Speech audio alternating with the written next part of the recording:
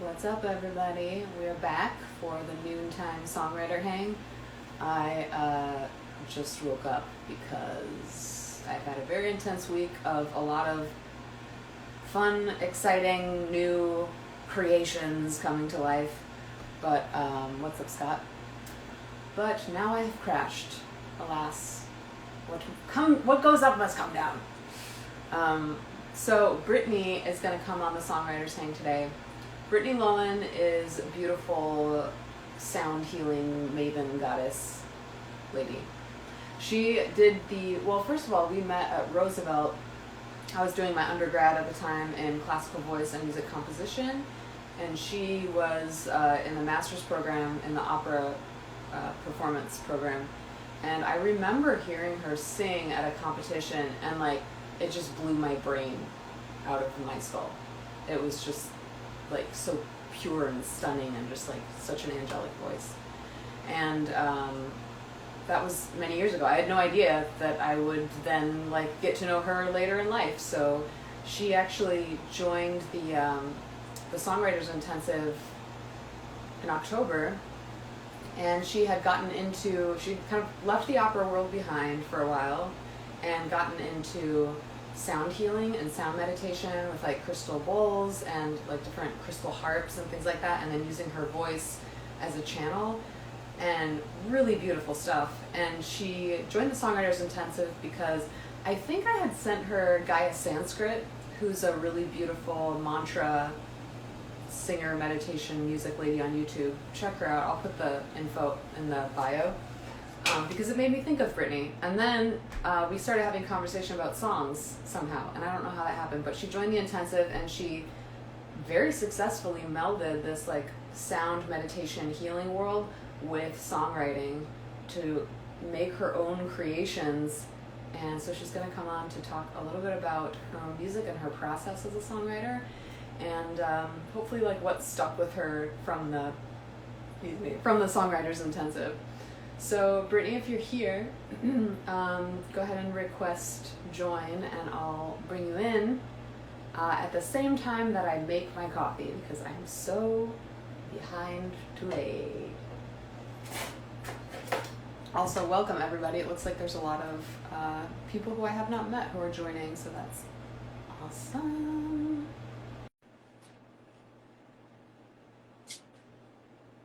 Just gonna wait for... What's up? Oh, hey. How are you? I am good. How are you? I'm good. Are you in Cali still? Sorry. I am. Nice. And your lipstick matches the couch, which is good. Yeah, one of those purple people. The purple people. Become a purple person. Do colors have their own vibration? Probably. Yes. Okay, talk to me about that. Let's just get into it. Okay. I mean, I'm just learning about a lot of this kind of stuff, but yes, color. So it's light, sound.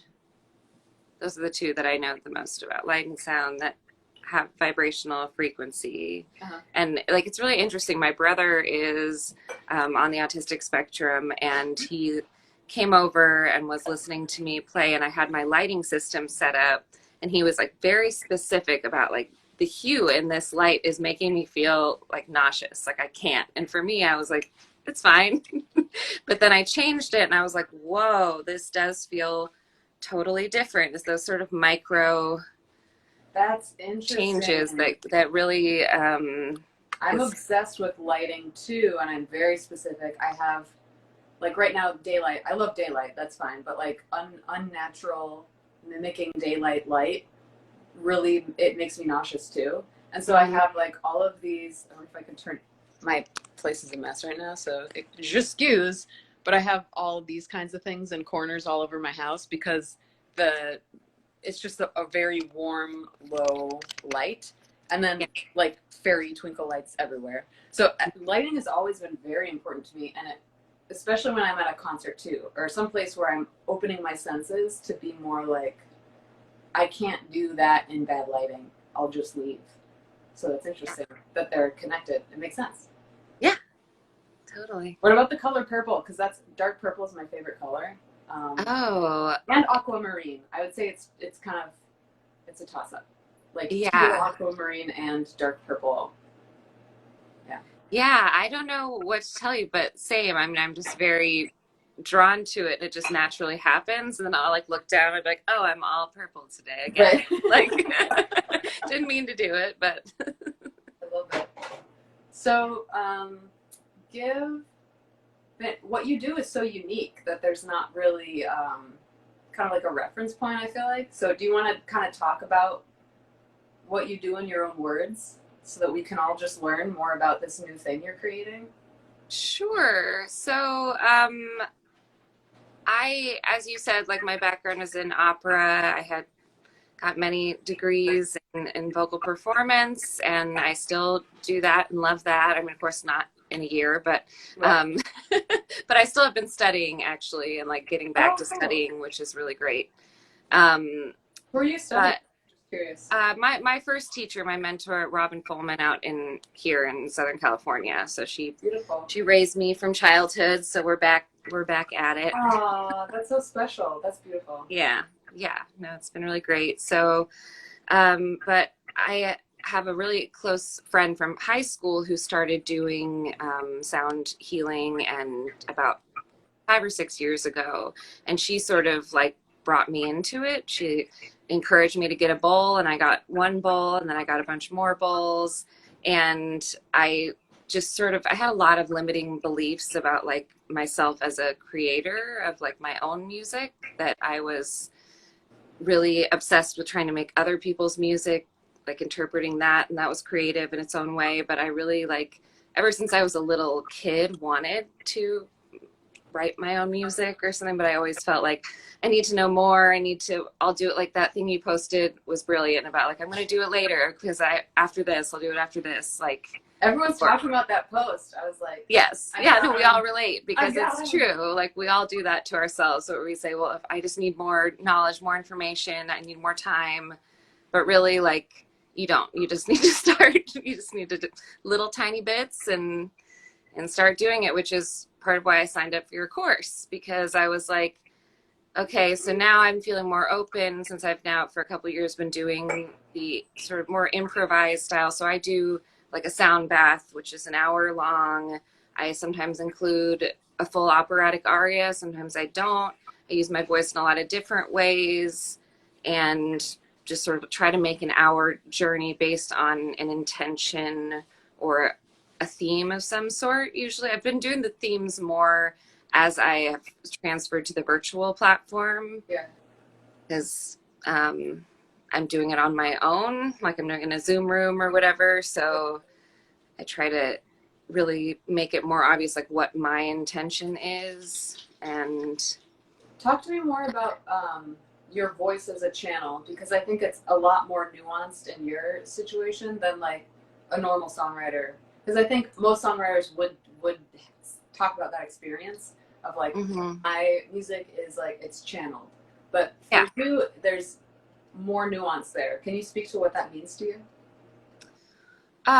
Yeah. So for me, when I think about going in, I do think of it as going into a channel when I sit down with my bowls, and like it's the same kind of channel that I go into with meditation when I'm not playing. Mm-hmm. And so the only difference is that I have to be like slightly higher out of the like I'm not in a full theta brainwave state, because I need to like have some awareness of what I'm doing so that I can remember or whatever. But it does feel like a surrender to something else, and that seems to be when the most natural and soothing and beautiful sounds flow. Because if I get in my head or start thinking about singing or like my technique or how do I sound or what it kind of Messes with changes it. Like I'm not, it takes me out of it. Yeah. So we can say a lot of your, so your songwriting is not quite improvised at that point. When you're performing, so you've got like kind of a structure in place, and then you're willing to stretch things or with your songs? Yeah, well, and it depends on the day, because there have been ones that I have a whole really detailed outline, and I'm like, okay, so it's going to be a beat. I do it based on the notes that the bowls are. Like, I'm going to do this combination and vocals, and I'll have it all written out. And I'm like, yes, this is it. And then I'll do the live performance, and none of it will be the same, just because there is like a force, something there that's like, no, like, we're not doing this today. Sorry, this isn't right. And I'm like, okay, well, then I guess we're not doing this today. That's so true about writing too. Like, definitely performance brain and writing brain are different, but like the more I think that I dig into, like, what do you even call it? I guess the more spiritual side of music making, the more I'm like, are they? Like, maybe that window is starting to close, which brings you more into the world of improvisation. But like anyone who's a great improviser knows, a lot of preparation is required, but then completely letting go is also required. So it's like a weird, like, walk by faith, not by sight situation. So it's hard to feel like, oh yeah, I've figured it out. I've mastered my craft. It's always like a, yeah, no, and so much has to do with my own energetic everything. So like, it's hard to schedule. Like, I schedule an event in advance. I have everything set up, but then, you know, I wake up that day and I'm on my period, and I like just want to curl up in a ball, and I don't want to do this today. So that happens every once in a while. The moon cycle. Maybe we could just integrate that into our own, like, we don't do performances. We don't book performances when we're on our period, or whatever it is for you that you feel like that's my time when I like am not outward. I'm not outward energy.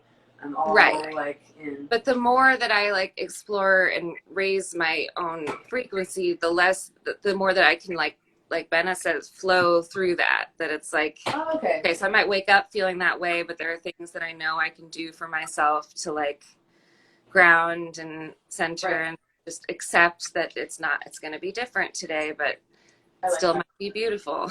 Like, you're getting a lot of affirmations here. Yes, no, I'm loving it. Thanks, guys. Yes. Flow, evolution. Yes. Mm-hmm. It's all about. That's funny. That's such a cute name. I love it. Mm-hmm. Welcome, Lucas. Antonio Watts is here. What's up, Antonio? So for your writing, then, meditation is probably a huge practice in your daily routine because it's such a big element of what you're making. So are you strict with that, or? It's, you know, at first I integrated it into my creative process entirely, that it was, because I really started meditating heavily when I got my first bowl. Like, that's what clicked for me. That before I would try it and I would do it in my different ways that I still do, which is like these shorter kind of just like breath work, just taking a moment and breathing deeply for 5 minutes. Like, but the really deep journeying into like this expanding consciousness kind of stuff really started when I discovered sound healing and went to sound baths and experienced that, and then was like, whoa, how are they doing that? I want to do that. Well, in a lot of traditions, they say that sound is it's like the first birthplace of creation is sound vibration. It's like in Kundalini meditation, that's where it's like baby steps into sound meditation, because every asana sequence ends with a gong bath. Mm-hmm. And they do a lot of like mantra meditation, and that as a singer was really interesting because I was used to a certain type of feeling of like, oh, you like access this space and then things float, and that's like a very specific experience where you're like, oh, you just kind of have to like let go and then it like rises, and that's cool. But then when you're doing more extended stuff that's less like, it's less direct and it's more like expansive or something like that. It's hard to put words on it, but with some of the mantras that go on for like 20 minutes or something, where it's like the same thing, and you kind of like, you feel things start to speed up, like sound currents start to like spin faster. Yeah, it's a crazy experience. I haven't really thought about putting it in words yet, but it definitely, like, you're exported, or you're like, all of a sudden you're in a new dimension. You're like, well, this Yeah. is cool. Yeah. And I always think, like, I've only ever had kind of those experiences separately, where I'm either, well, I'll call them three different experiences separately that I'm very interested in figuring out how to combine. And I feel like you figured out how to combine some of them in a way that I haven't yet, which is like my writing, which feels very cerebral in a certain way, and then my performing, which I still feel slightly disconnected to. I don't know if this is your experience, but like I was a child performer, so I was like in musicals and operas and stuff like that when I was really little. So I've been doing it for so long that even though I feel very natural on stage, there's like a weird place that I went through in, I think it started in college, where, or maybe even high school, where it started to feel less like a fun game that we're all playing to like pretend we're somebody else for a while to like experience different sides of life, and then into like some performing thing where it's like, and now I'm performing for you, and I did not like that at all. I was like, this feels icky, and I don't want anything to do with this. And I don't know, I've been trying to kind of extricate myself from that idea of performing, because I know it's not the whole truth, because I've been to so many performances where I feel like the artists have like given me so much. It's like such an act of generosity, and they've just like drawn me into this new place and given me a gift of this whole new world. So I know not all performing is like that, but I think because something about this like conservatory route for me, the performance space got tarnished, but the writing space actually was elevated for some reason. So I think I clung to that and was like, oh, well, I'm just going to study scores that I love then and get really intellectual about the whole process. And I haven't yet like figured out how to connect those two again. And it's kind of weird in quarantine too, because the way I used to do it was just jam with my friends. It's like, well, we're just all going to show up in the same room and make a ton of music. And then just like, it was what it was. It's like this ethereal, effervescent thing that happened that we don't have to talk about again, but we all know that we were there and we loved it or something. But now I'm like, I don't know what that looks like. And then there's the meditation aspect, which I definitely have fallen in love with. And for me, I did a Zen silent retreat last summer or the summer before, which felt it was a good experience. I didn't expect that I would love it as much as I did. It was 8 days in total silence, but it didn't feel like, oh yeah, that's it. But when I started doing Kundalini meditation, I actually did feel that with that. Or something about the sound current, something about the movement and like letting your body constantly move, not just being so still in a meditation pose, but like meditating through sound and dance. I was like, yes, this makes sense. But for me, I haven't figured out how to combine them yet. So that's me talking about myself a lot. But like, I would love to hear how you've like kind of woven those pieces together in something that feels authentic to you. No, I love hearing your experience.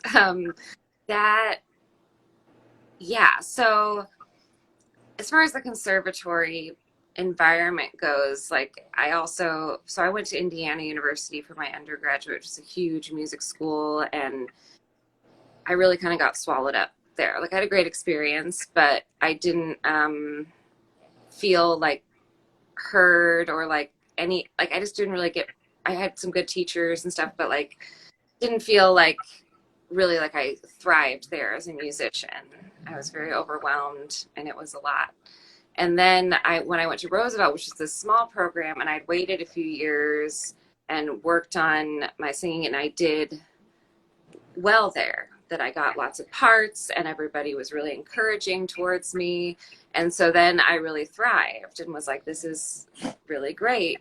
But because I had sort of both experiences, I have a lot of empathy for, and also my own sort of stuff that comes up that I get triggered by when it comes to performing because of all the criticism, which is like somewhat needed at times, but I think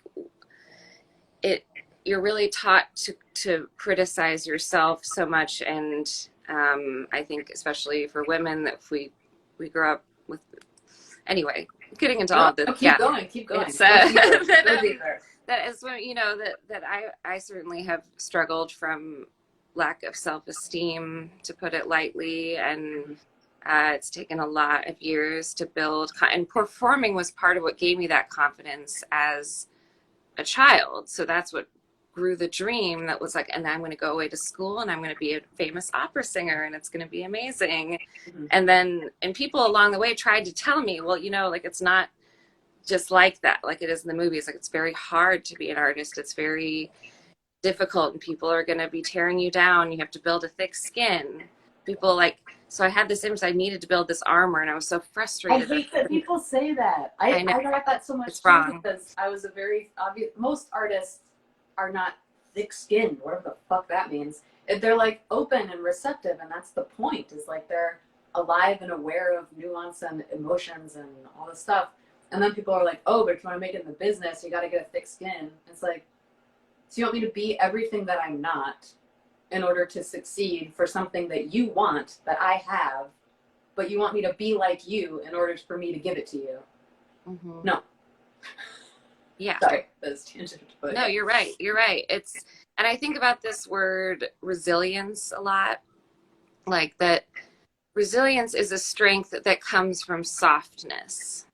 And like, women tend to get that softness part right. Of course, I shouldn't generalize in genders like that, but we're still working on language. I get what you mean, though. It's yeah, like yeah. I don't really mean that. I know the feminine energy, binary, and yeah, like that feminine energy, the divine feminine, I should say, not women, but the divine feminine energy has that, like, that softness and that permeability, but that it has to stay open, the flow, like a channel, so that when you take it in and you have that empathy and you feel that fully and you understand it, and then it cycles through, like life cycle, life, death, life, that it's needs to pass all the way through. And what was happening with me, and I think with a lot of people, is that I would have those emotions, feel so empathetic and just want to help and feel all this love and all this sadness, taking in all this sadness, but then with nowhere for it to go. Mm-hmm. Then I've got physical problems, I've got social problems, I've got relationship problems, like problems, drama. And then I'm like, where is it coming from? Oh, it's all coming from me not being a clear and open channel. Wow. Yeah, that's interesting too, especially coming from your background. Like, a lot of the rep available to women is all about, like, I'm neurotic and nobody loves me and I'll just kill myself. And that's like all the arias that you get to sing. So like, yeah.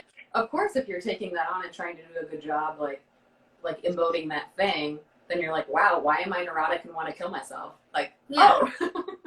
Yeah. Well, and from a social aspect, it breeds so much competition amongst women, because in the opera world, you know, that so many of the operas have way more roles for men, and then there are way more women who are pursuing it as a career. Like, soprano is by far the most common voice type. Right. So then the sopranos, instead of like really like lifting each other up, and I mean, now they do, making new operas, making new ideas, it's like it's really easy to fall into this victimhood mentality of like, I work so hard and the tenors do nothing and they get everything, and like mm-hmm. And it's just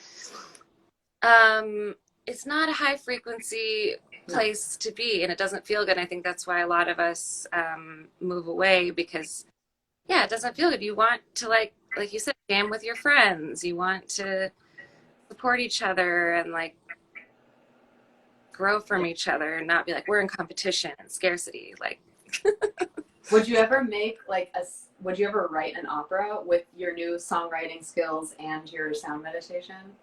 Just gonna plant that seed. That'd be cool. Yeah, I'm open to all big ideas, big dreams. I can hear I would love to hear kind of like sound bowl stuff with obviously a soloist, but then like a choir too. Oh, like choir and crystal bowl. Oh my god. Yeah. Ooh, let's do this. Okay. Okay, cool. You do all the songs and I'll do the choral arrangements if you want. Perfect. So we're doing that. So put that in the books, but not on a menstrual cycle, just on the. But I have been actually following more.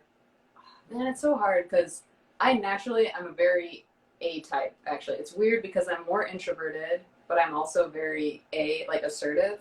So I'm like introverted, assertive, and sensitive. And so in some ways, I love to like move big ideas and take a lot of action. And then I need to like go away and like sleep for a while. And you're like, so it's this, I'm trying to figure out how to, first of all, honor the feminine cycle, because it is a big deal. It like completely takes over all of your hormones and your whole body. And you're like, okay, I'm not in charge. Like, this is a thing that happens, and I'm just a new person now.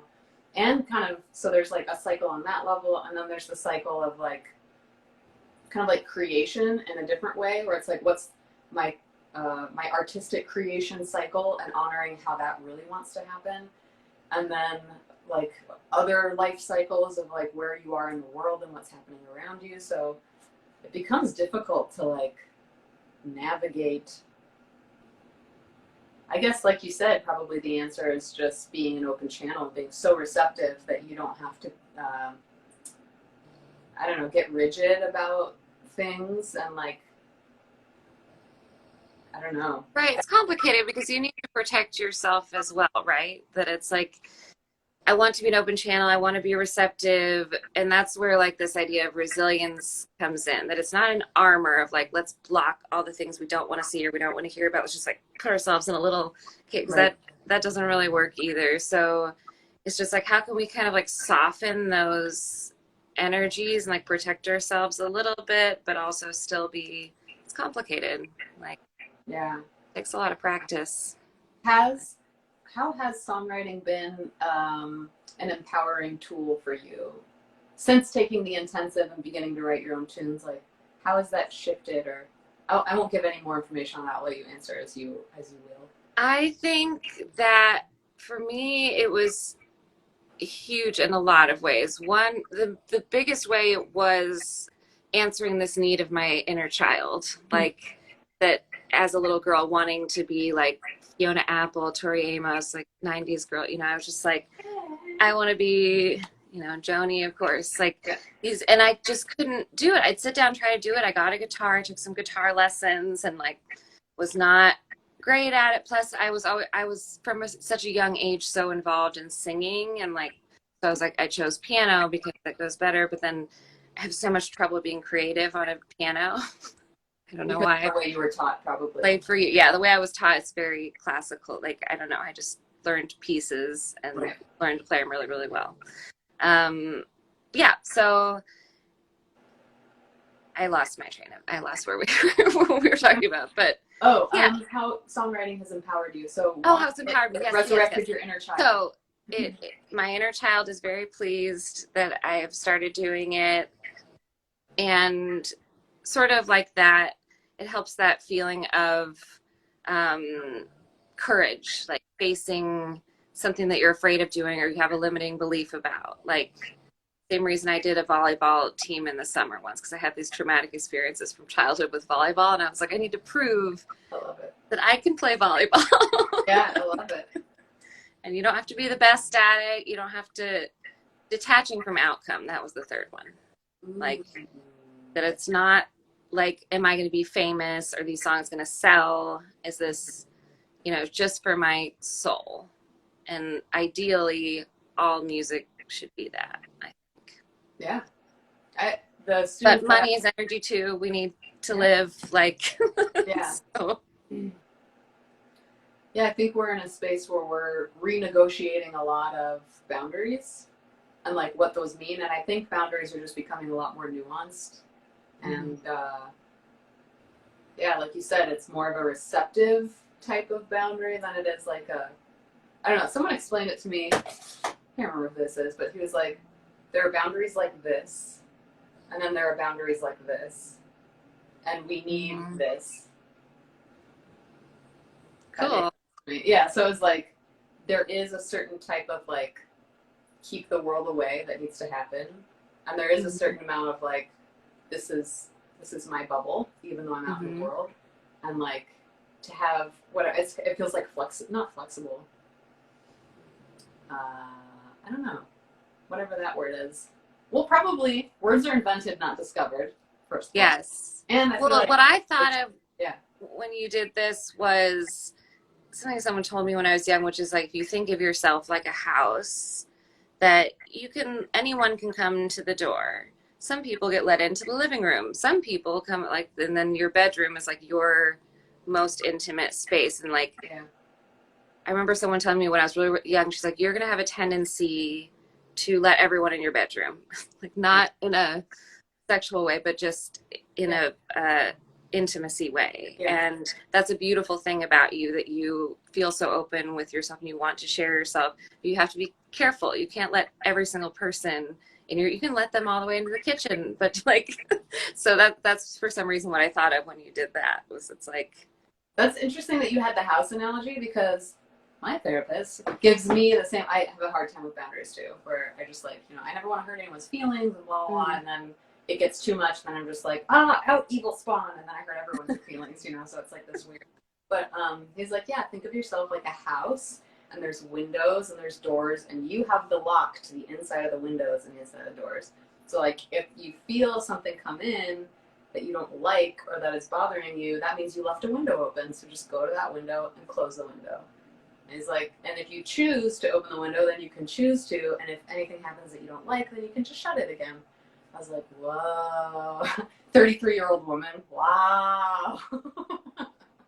So that's been helpful for me too. But yeah, I think I read this book a long time ago, so I don't have vivid memory of it, but I remember Virginia Woolf, room of her own, like, or her idea that every woman should have a room of her own to have like creativity stuff, do whatever she wants, just have a space of her own to be creative in. Mm-hmm. And I think of like, I'm a pretty like assertive person, so I feel like I go get what I want and make what I want happen. And even for someone like me having a hard time keeping my own space and making sure, I'm like, man, it must be like so much harder for people who aren't this like, on the outside.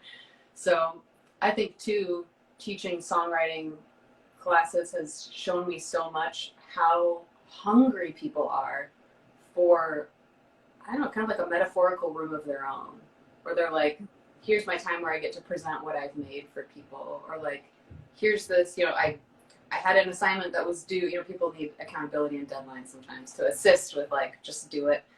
Yeah, and showing up in front of a group that loves you to be like, okay, I did my assignment, like, just like you did your assignment, and now we've all been accountable to each other and stuff. And just, it kind of forces you to be like, no, I need this hour to like work on my assignment.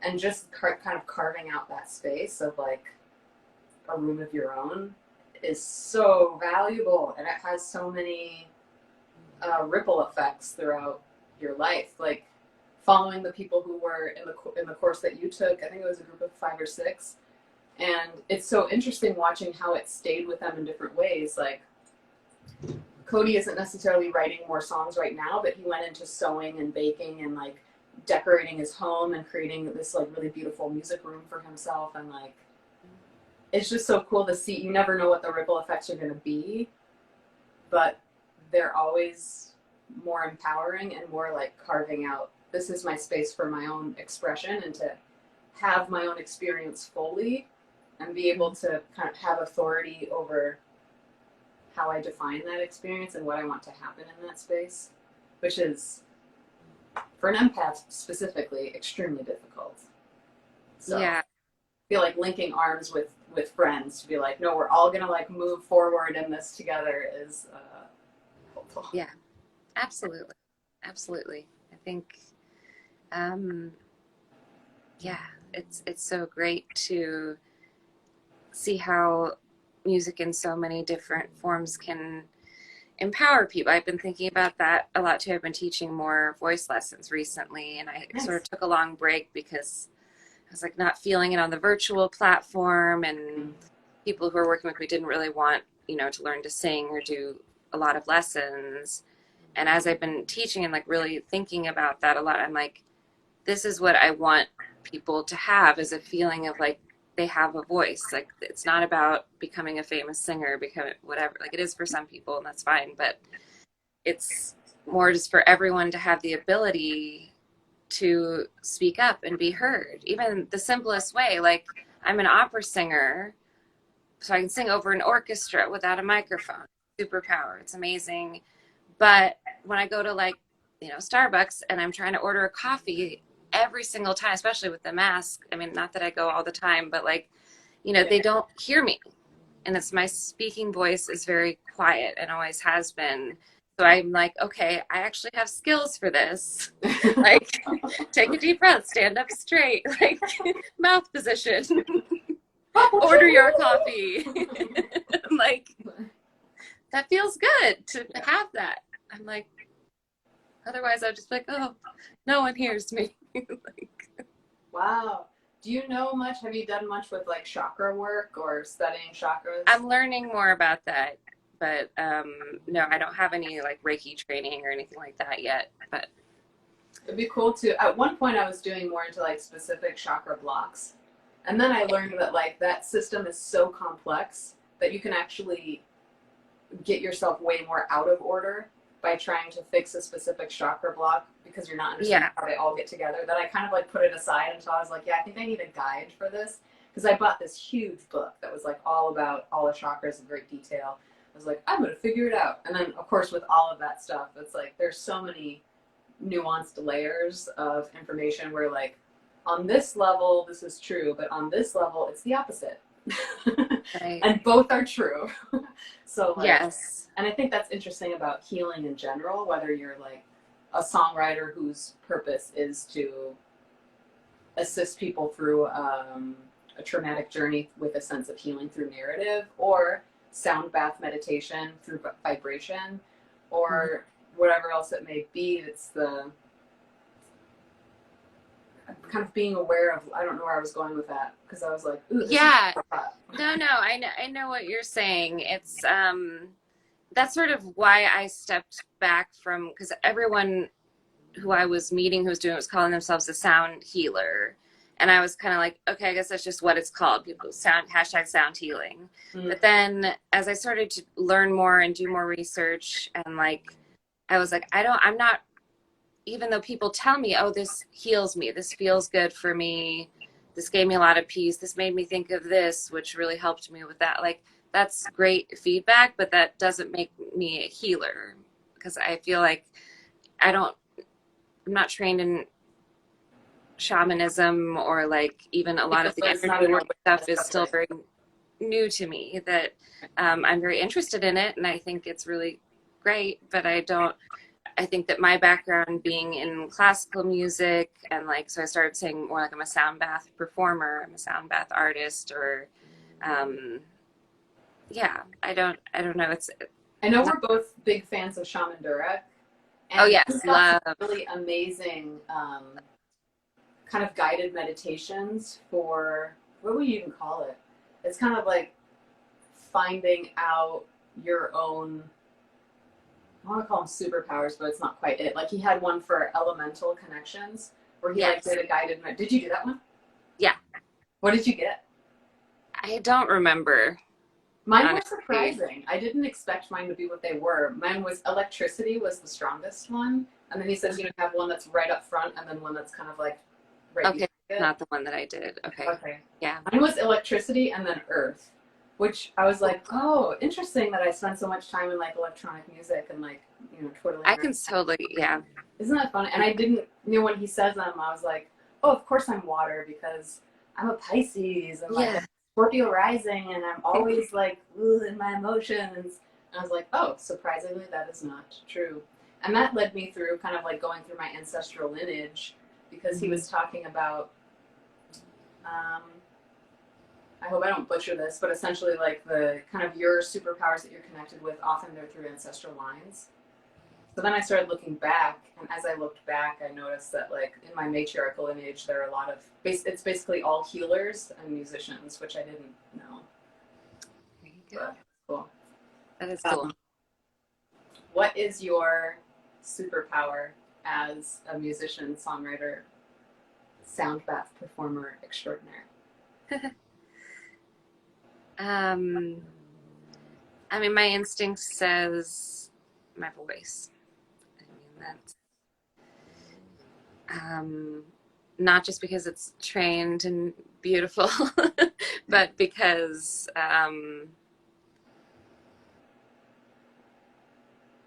it's something that I feel like is fully mine, if that makes sense. Like, and is where my sense of self, as well as source or God or whatever you want to call it, higher power, comes through my voice. Yeah. Anyone who's heard you will agree that that is true.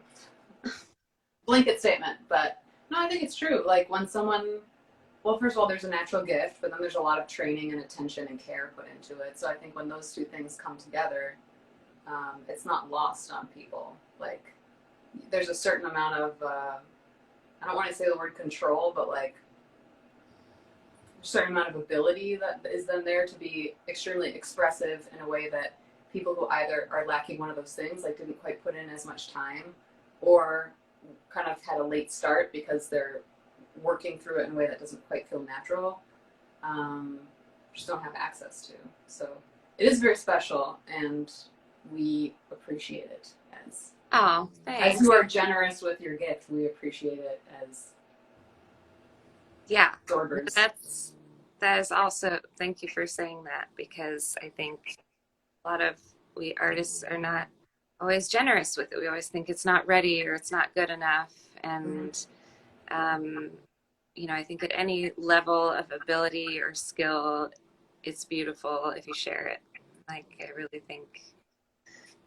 I love that as like share it. The thing to say. So I've been doing this series to promote the 12-week Songwriters Lab for people who are on who don't know about it, even though I talk about it like every second because I'm so excited about it. I've like created this like master lab that I'm so proud of.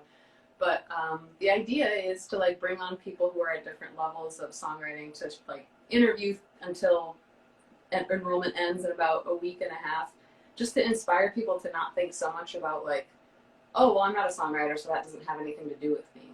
It's like, no, are you a creative? Do you have a voice? Do you want to share your story? If so, then that's like this is songwriting. That's how I felt after I wrote my first song. I like went outside, and I live alone in Chicago. Like I don't really know my neighbors that well, and I was outside. I was like, I'm a songwriter now. Like trying to like. I remember that when that happened to class, you came back and you were like, I went outside to my neighbors and like, neighbors, I have written a song. I've written a song. So cool. I love it. Awesome. Well, where can people find you? I know you do a lot of virtual my most recent thing is I pop on live every once in a while. I haven't been doing like scheduled weekly lives on Instagram because I'm trying to focus more of my energy into my monthly transmission, which is on Zoom. The best way to find out about that is to follow me at celeste.sound.alchemy or visit my website, celestesoundalchemy.com, and join my email list through my website, because I send emails about all my events. And I love your emails because they're very like respectful. I feel like it's never like, emails, like most people who are on, if you join an email list, I'm gonna get all these like pushy emails. Like yours are always very much like, hey, here's an experience I recently had and something I'm going through, and then here's a link to a beautiful sound healing that will heal you if you so choose. Have a lovely day. I'm like, oh, that's so nice. Oh, good. Well, I'm glad. Thank you for that feedback. Well, thank you so much for joining us, and I'm so impressed by, first of all, how open you were to the world of songwriting coming from, like, I guess I'll say it this way, open to being a beginner in an aspect of music that you didn't necessarily have experience with, because you are such an incredible musician in all of these other ways that I know it can be very hard to come from like, I have like a PhD in like this opera performance and have sung on all these stages all over the world, and now I'm starting a beginner songwriters group, like that is not as easy as people think it is. It's very hard to put yourself in that space and be like, okay, beginner mind. So yeah, I don't know. I think that has to do with ego or something. I don't know. I didn't feel that way at all. I get so excited about learning something new. I love it. Like, and that's part of why I liked opera, still like opera, is because no matter how hard you work on it or how much you do, there's always going to be improvement. Plus, if your body's instrument's constantly changing, like there's no, like, you can't just achieve a level of it and be done. So That's so true.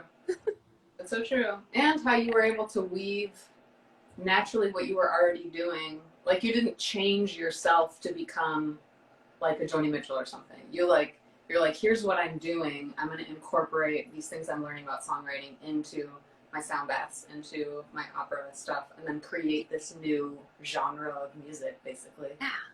Which you really did. Like you actually did it, which is very cool. Very Woo! Yeah. So everyone go check out Celeste Sound Alchemy. Follow her on Instagram. Sign up for her email list. Check out her website and enjoy the beautiful fruits of her music. Oh, thanks so much. And if you want to sign up for the Songwriters Lab to have your own transformational experience, then click the link in my bio and apply. It's free, and we'll hop on a call and talk about whether you're a good fit. And then, yeah, it'll be super fun. So have a wonderful day. Thank you so much again for sharing and being such a generous human and musician. And we'll talk soon. Okay. Okay, bye, Brittany. Bye.